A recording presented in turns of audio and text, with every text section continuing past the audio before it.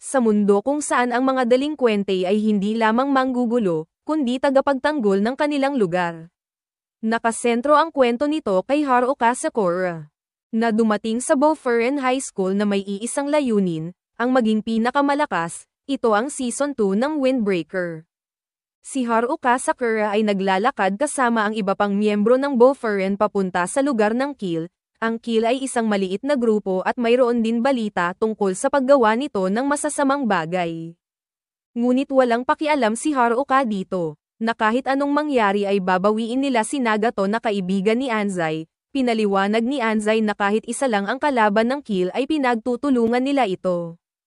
Hindi rin sila nag-aatubili na gumamit ng mga pamalo at bat, pagdating sa lugar ng Kill, dahil nakalock ito sinubukan ni Sug Ishita na buksan ito. Dahil ayaw nito mabuksan ay nagalit si Sug Ishita at naisip na sipain ito dahilan para masira ang lock. Pagpasok sa loob, nakita nila si Nagato na bagbog sarado. Nagalit si Anzai pero pinigilan ito ni Sakura at sinabi na ibalik sa kanila si Nagato, ngunit inasar lang siya nito. Kaya sinabi ni Sakura na wala na silang magagawa kundi gulpihin silang lahat at kuhanin si Nagato. Ngunit biglang naglabasan ang ibang miyembro ng Kill at nagawa silang palibutan. Agad na sumugod ang Kill kaya sumugod na din ang Boferen. Matinding labanan ang nangyayari sa dalawang grupo.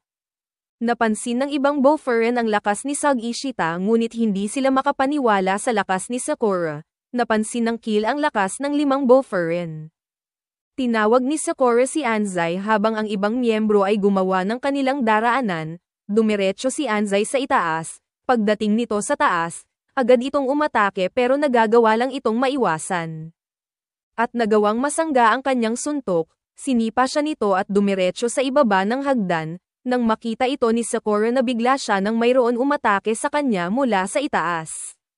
Nang tanungin niya kung sino ito, ay nagpakita na din ang 5 malakas sa Kill. Agad itong umatake ngunit naiiwasan lahat ito ni Sakura. Ang bawat isa sa 5 ay nakahanap ng kani-kanilang mga kakalabanin. Isang miyembro ng Boferen ang nahampas sa ulo kaya nag-alala si Sakura. Balak niya itong puntahan pero hinarangan siya. Nang balak na niya itong suntukin ay nagawa siya nitong mahampas sa ulo dahil nawala siya sa focus. Samantala nasa isip ni Nirei dahil sa kanya ay hindi makalaban ng maayos si Suo. Kaya naisip niya na tumulong sa iba na kahit hindi niya kayang lumaban ay dapat na hindi rin siya tumakbo. Nagawa niyang mapabagsak ang isang kalaban pero kinapitan siya sa buhok at sinipa. Nang balak na siyang hampasin ay agad na itong tumalsik na ikinabigla ng ibang miyembro ng Kill. Dumating sila Renkaji, Enomoto at Kusumi.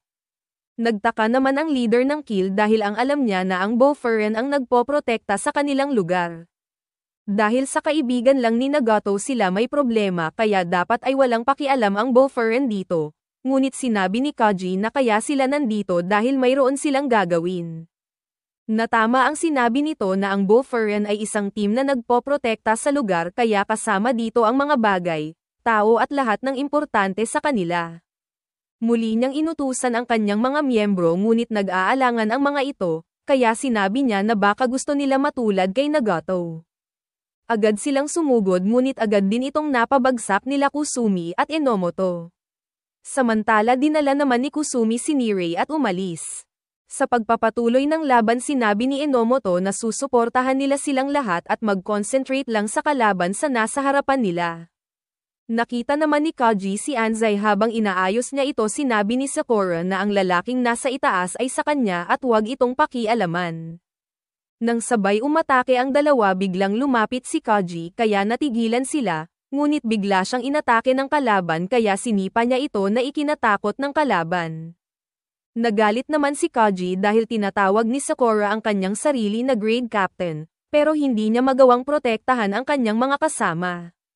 Dagdag pa ni Kaji na tulungan niya ang kanyang mga kasama. Sa pag-alis ni Kaji sinabi nito na siya na ang susuntok dito para kay Sakura at gawin nito ang dapat niyang gawin. Sinabi naman ni Sakura na plano niyang sapakin ang leader ng Kill ng 10 beses. Sinuntok ni Sakura ang kanyang sarili upang maibalik ang kanyang focus sa labanan. Dagdag pa nito na bilisan na nila ang laban dahil wala na siyang oras para dito.